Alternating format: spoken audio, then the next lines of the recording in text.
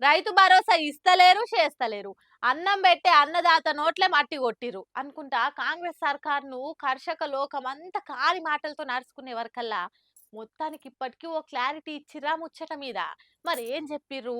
ఎసొంటి రూల్స్ పెట్టిర్రనేది చూసేయుర్రి. రైతు భరోసా రప్ప రప్ప ఎక్కువైపోతుంది. రైతులకెళ్ళి గట్టిగానే వ్యతిరేకత వస్తుందని జల్దినే ఏల్వడిలకు వచ్చి ఏడాది అయిపోయినాక ఇగో ఇప్పటికీ ఓ క్లారిటీకి వచ్చింది సర్కారు. ఇగిస్తాం అగిస్తాం కొత్త రూల్ పెడతాం అర్హులకు పక్కా ఇస్తామని ఊరిస్తుండే వరకల్లా ఏమేం కొర్రీలు పెడతారో అని పరిశాన్ పడ్డ రైతులకు అసలు ముచ్చట చెప్పనే చెప్పిర్రు. రైతు భరోసా మీదనే కేబినెట్ సబ్ కమిటీ మీటింగ్ పెట్టుకొని మాట్లాడిర్రు సీఎం సారు మంత్రులు. మొత్తానికి చెప్పిన మ్యాటర్ ఏందంటే రైతు భరోసా కావాలంటే ప్రతిసారి తప్పకుండా దరఖాస్తు పెట్టుకోవాల్సిందేనట.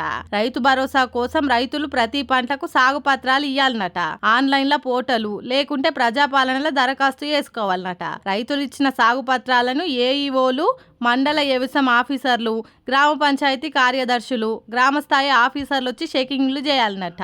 ఇంకో ముచ్చట ఏందంటే తోటలకు ఒకసారి రైతు భరోసా ఇయ్యాలని డిసైడ్ అయిందంట సర్కారు. ఇక ఈ కొత్త రూళ్ళని నిన్న అన్నదాతలు ఆగం కాబట్టిరట. మార్పు తెస్తాం అని అంటే ఏమో అనుకున్నాం గాని మరీ ఈ తీర్ల మార్పు తెస్తారా అనుకోలే అని గాయ కాబట్టిరట. ఈ లెక్కన రేపు దరఖాస్తులు తీసుకున్నాక పంటకు చెకింగ్ వచ్చినాక ఆఖరికి వచ్చే వరకల్లా ఏం చేస్తారో చూడాలనుకుంటా బాయికాడ కూసొని బాధపడబట్టిరట పాపం.